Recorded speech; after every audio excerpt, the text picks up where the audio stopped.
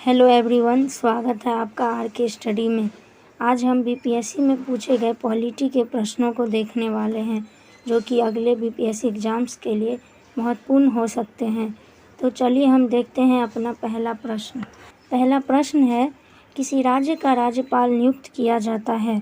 Option है ए प्रधानमंत्री द्वारा, बी भारत के मुख्य न्यायाधीश द्वारा, सी राष्ट्रपति द्वारा तथा डी उच्च न्यायालय के मुख्य न्यायाधीश द्वारा। अगर आपको इस क्वेश्चन का आंसर पता है तो कमेंट में ज़रूर लिखें। इस प्रश्न का सही जवाब है ऑप्शन सी, राष्ट्रपति द्वारा। किसी राज्य का राज्यपाल को राष्ट्रपति के द्वारा नियुक्त किया जाता है। भारतीय संविधान के अनुच्छेद 155 के अनुसार राज्यपाल की नियुक्ति राष्ट्रपति द्वारा की जाती है। सामान्यतः इनका कार्यकाल 5 वर्षों का होता है, परंतु यह राष्ट्रपति के प्रसाद पर्यंत अपना पद धारण करते हैं। भारत के राज्यपाल की नियुक्ति के लिए 2 अर्हताएं निर्धारित की गई हैं। पहला, वह भारत का नागरिक हो तथा दूसरा, वह व्यक्ति 35 वर्ष की आयु पूर्ण कर चुका हो।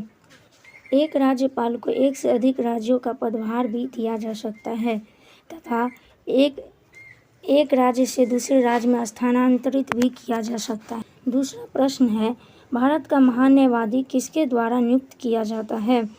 ऑप्शन है ए विधि मंत्री, बी भारत के राष्ट्रपति, सी लोकसभा अध्यक्ष तथा डी प्रधानमंत्री। अगर आपको आंसर पता है तो कमेंट बॉक्स में ज़रूर लिखें। इस प्रश्न का सही जवाब है ऑप्शन बी, भारत के राष्ट्रपति। भारत के राष्ट्रपति के द्वारा महान न्यायवादी को नियुक्त किया जाता है।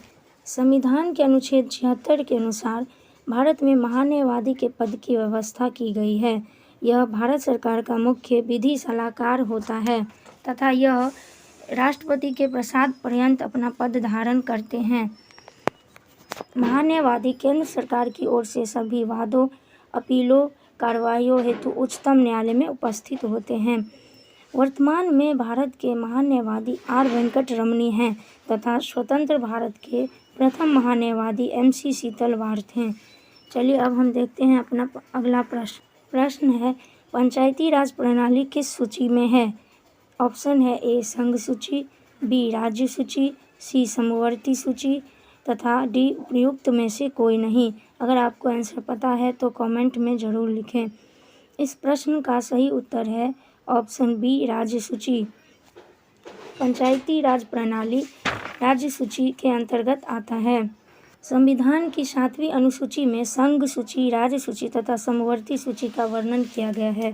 संविधान के 11वीं सूची में पंचायती राज व्यवस्था को 73वें संविधान संशोधन 1992 के द्वारा जोड़ा गया है तथा भारत में सर्वप्रथम पंचायती राज व्यवस्था को राजस्थान राज्य से लागू किया गया था।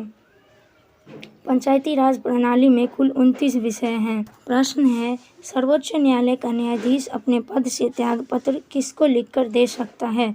ऑप्शन है ए राष्ट्रपति, बी प्रधानमंत्री, सी विधि मंत्री तथा डी भारत के महान न्यायवादी। अगर आपको आंसर पता है तो कमेंट में ज़रूर लिखें। इस प्रश्न का सही जवाब है ऑप्शन ए, राष्ट्रपति। सर्वोच्च न्यायालय का न्यायाधीश अपना त्यागपत्र लिखित रूप में राष्ट्रपति को दे सकते हैं। वर्तमान में भारत के मुख्य न्यायाधीश श्री DY चंद्रचूड़ हैं तथा स्वतंत्र भारत के प्रथम न्यायाधीश श्री HJ कन्या थे। अगला प्रश्न है, राज्यसभा का पदेन अध्यक्ष होता है।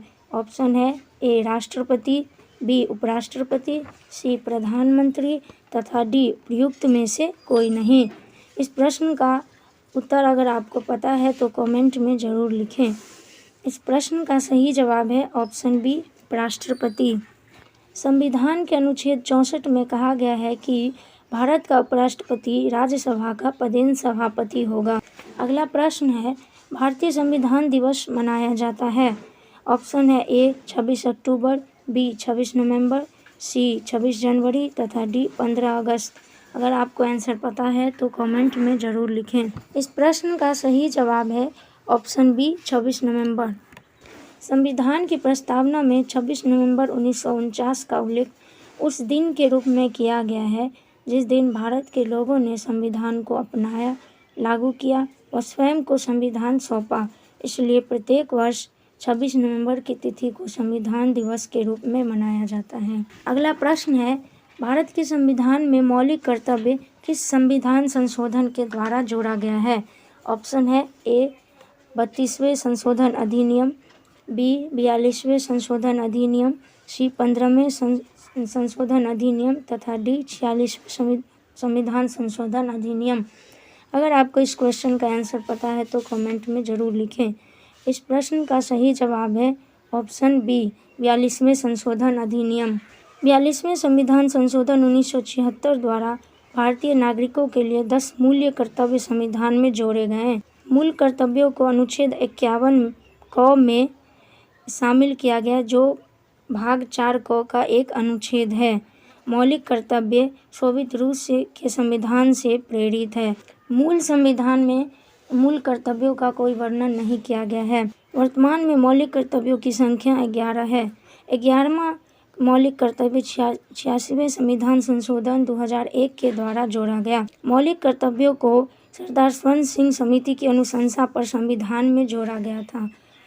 1976 में भारत के प्रधानमंत्री श्रीमती इंदिरा गांधी जी थे। अगला प्रश्न है, किस संविधान संशोधन बिल के द्वारा वोट देने की आयु 21 वर्ष से घटाकर 18 वर्ष कर दी गई?